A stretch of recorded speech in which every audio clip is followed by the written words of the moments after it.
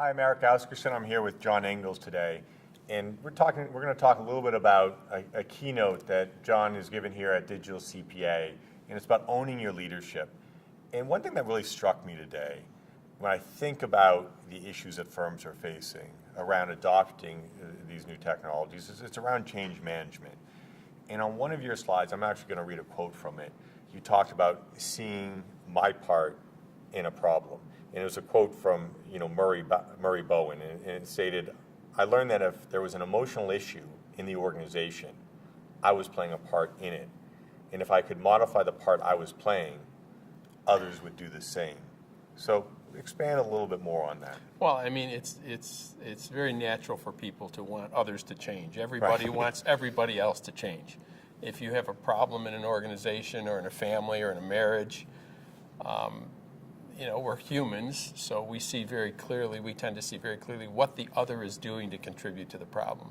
What's less available to us a lot of the time is, well, how are we contributing to the problem? This is important in organizations because sometimes there's a problem down the line in a staff problem, and the leader at the top or the leaders at the top or the partners at the top don't see that problem, how it relates to their leadership. And that's a problem because often they're a part of that problem and they don't know it.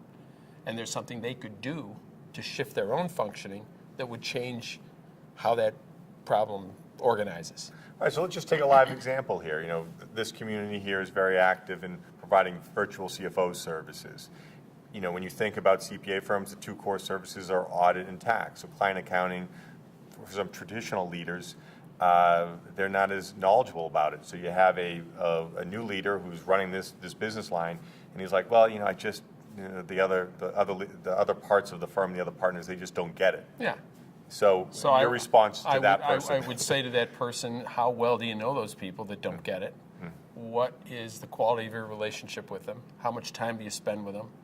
How deep have the conversations gotten? How have you driven the conversation? How many questions have you asked about what their mindset is and what's going on in their head?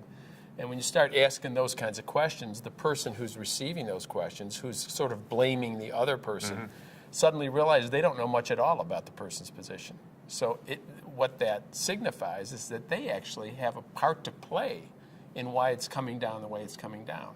The part they have to play is that they're not connecting. They don't really know what they're talking about when they refer to the other person. It's like the easy way out. So they'll say, the technology team, they just won't support it. They don't get it. They're throwing up roadblocks. I really wish I could do this in a different way. And you would say, well, take a step back. Yeah. Think more about what your role is. Exactly. It's not very different from someone saying, if it wasn't for my wife, we'd have a great marriage. It's the same kind of idea. It's sort of diluted. The delusion is that this problem is singular. It has a singular cause, as opposed to many factors contributing to it, one of which is me. And because I'm at the top of the organization, I play a pretty important role in these problems that are going on. And give us a time frame. Is this, if you understand this concept, is this a quick fix type of activity, or is this going to take time? 27 years is the average. No, a lot of it depends on the situation, how people are communicating, how they're relating now. But I mean, with effort, almost any culture or any problem can be managed. Almost anyone can be managed if someone is mature enough and has the presence and the skills to be able to relate effectively with whoever the other parties are.